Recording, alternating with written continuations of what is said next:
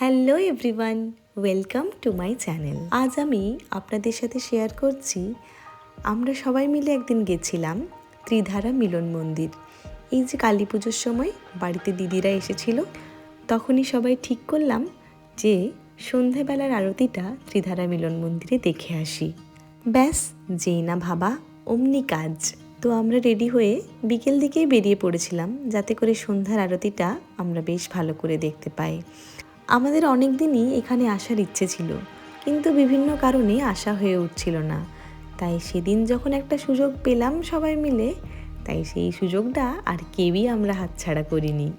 এখানে সন্ধ্যাবেলাতে ঘণ্টা, শাঁখ, মন্ত্র, গীতের ধ্বনি যেন চারিদিকে অপূর্ব একটা শান্তির স্রোত তৈরি করে রেখেছিল।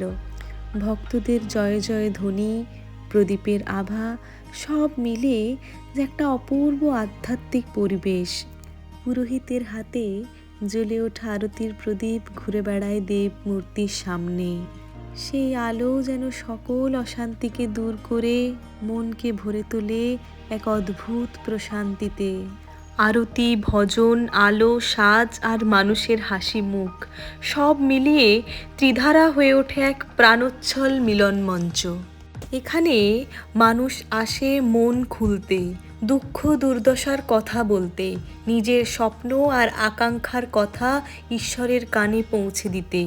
অনেকে বলেন এখানে এসে মনে হয় ঈশ্বর যেন হাত বাড়িয়ে দেন, মনে সাহস জগিয়ে তোলেন।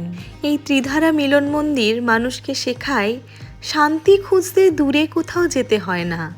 ভালোবাসা, সৌন্দর্য, ভক্তি সবই আমাদের চারপাশে আছে, শুধু অনুভব করতে জানতে হয়।